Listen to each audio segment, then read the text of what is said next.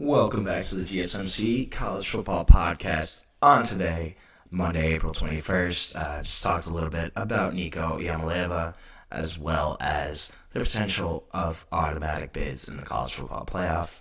Now we're going to switch gears. We're going to do another season preview, and this time we're going to talk about the Cincinnati Bearcats. So, obviously, Cincinnati had a rough season last year, went 5-7 overall, 3 in conference, 3-6 in Big 12 conference play.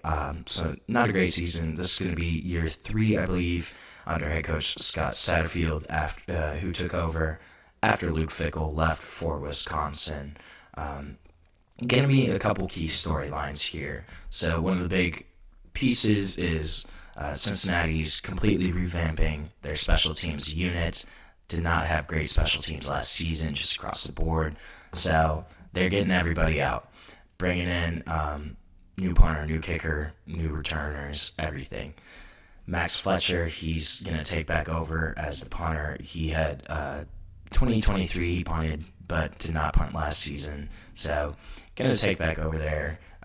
Steven Rusnak is going to be, they brought in at kicker, transferred from Charlotte. He was actually perfect on field goals last season in 2024, so we'll see if he can carry that over into the Big 12 this season.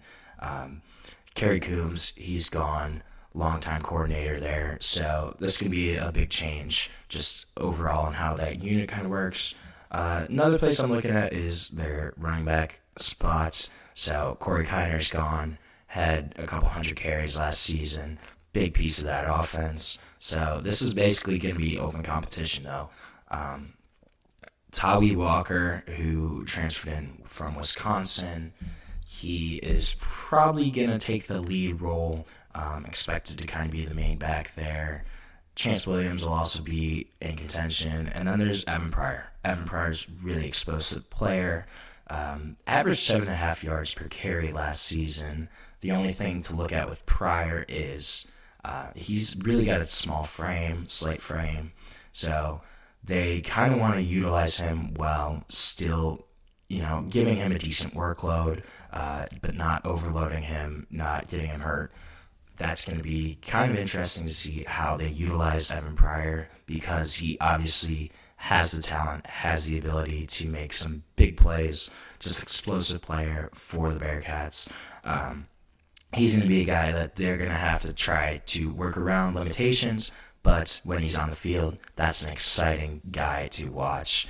Also brought in a couple different coaches, Brad Glenn, Tyson Veit, just changed up their coaching staff a little bit, not a ton, but this is going to be an interesting spot.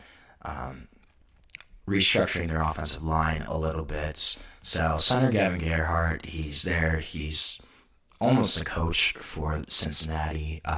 Really a veteran leader on that offensive line. Has been there for 4 or 5 years now and has started, for the most part, pretty much that entire time. Be a kid that's really going to be a leader on that offensive line. They also brought in Terrence Tayo. He's Ball State transfer. He was actually a center at Ball State, probably expected to shift over to guard. He did take a couple snaps at center in their spring game. I'm going to go over that in a minute. Left guard, it's also kind of contested right now. Evan Tangisdal, as well as Jake Wheelock, they're both kind of in contention there.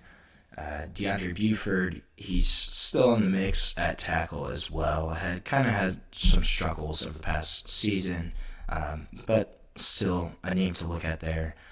Spring game wise, this was really interesting. They had their spring game last weekend. Defense really looked strong, outperforming the offense. Brendan Sorsby, who is the starting quarterback for Cincinnati, going to be their starter again in 2025. He had 3 drives, did not lead the offense on a scoring drive on any of them. So this is clearly a defensive-led team at this point in their offseason, in their training regimen. The defense is leading the way right now for that unit. DN Rob Jackson, he had a tackle for loss. Daniel James broke up a pass. Tatum Barnes also had a pick and second pick of that week. But this is going to be a team, a unit that's going to be a little bit better, I think, than people realize. The backup quarterback, Brady Lichtenberg, he looked pretty good, actually. Had a touchdown pass to Jeff Caldwell. Chance Williams, also, who's probably going to be that third back, but, could potentially be more of a number 2 back. He had a 45-yard touchdown run. And the new kicker, actually, Steven Rusnak, had multiple kicks beyond 45 yards that he drilled, hopefully bringing a little stability to that position. But this is going to be a really interesting group. Had a tough season last year. Really, Cincinnati's kind of been in a rut since Luke Fickell left. Has just in terms of players, in terms of kind of the scheme, as well as they jumped up to the Big 12 during that time. So, you have the transition time, and then you add in that time where you're in a brand new conference, you're in a power conference. That's going to be a big adjustment, especially after you lose some of your guys. But, it's not all doom and gloom in Cincinnati. Brendan Sorsby is back. He's really kind of been optimistic about this upcoming season, highlighted the team's growth, the new talent across the board, and just the importance of building on that season in the Big 12, kind of those experiences, taking them in and using them to improve for this upcoming season. He didn't have a bad year last year. Had 2,800 passing yards, 18 passing touchdowns, 7 interceptions, not great but not terrible. Completed 64% of his passes, but also was a dual threat guy, had 440 rushing yards, 9 rushing touchdowns on the season, so able to use and extend plays with his legs. But that's going to be a big thing for Brendan Sorsby this season, is just his ability to use his legs, extend plays. How they're going to kind of mesh on that offensive line remains to be seen. But the presence of Brendan Sorsby coming back for another year as a starter, that's really going to be key for this Cincinnati team. Gavin Gerhardt also kind of talked about he's got an extra year of eligibility this season, and he's really kind of said he's using it to mentor younger players, strengthen the cohesion across the offensive line, and that's going to be what he's going to do. He's going to be the anchor of that O-line. Everything's going to kind of move through him. But the fact that he is back for another season, that's really, really big for Cincinnati. Dante Corleone's another guy I'm looking at more on the defensive side of the ball, D-tackle, from Coleraine, which is right at Cincinnati High School. So stayed home to play for the Bearcats, and really has kind of rewarded them. Has been an all-conference selection multiple times over his career. This past season was all Big 12 first team. Honestly, did not have as great of a season statistically in 2024 as he had in 2022 or 3, but still really strong performer. 26 total tackles, 3.5 sacks. Guy's got over 100 tackles on his career as a defensive tackle, which is really impressive. But that's going to be a main guy to look at for that defense there. And right in the middle, the anchors of these lines are right in the middle of them for Cincinnati. And Gavin Gerhardt and Dante Corleone, another guy that's really going to be key for Cincinnati this season. Another local product from Archbishop Moeller, his tight end Joe Royer.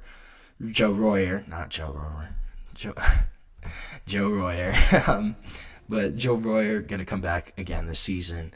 Going to be the main target probably for Cincinnati. Really kind of has highlighted the improved chemistry between him and Sorsby, and just noting their progress in their on-field connections since last season, kind of how they've grown. He was an all Big 12 first-team guy as well last season. 50 catches, 530 receiving yards. Only had 3 touchdowns, so that's a number that could be improved upon this upcoming season. But going to be probably the main target for Cincinnati this upcoming season. Going to be a guy that Sorsby's going to look at as a security blanket, as a safety option, especially in those third and short, kind of third and medium scenarios. Joe Royer, going to be a guy to watch for Cincinnati. Looking at their schedule, they open the season with Nebraska, which is kind of interesting. Obviously, a non-conference matchup. That's going to be at Arrowhead, home of the Kansas City Chiefs. So neutral site game there. Going to be a tough one for Cincinnati. It's also going to be a Thursday night game, which is interesting. I don't love when college football plays on Thursday night, but that's my own point of view. Iowa State is at home this season. That's a really solid matchup for them. They do have to play at Utah. I think Utah is going to be much improved this season. Also have to go to Stillwater and play Oklahoma State, who also struggled last year.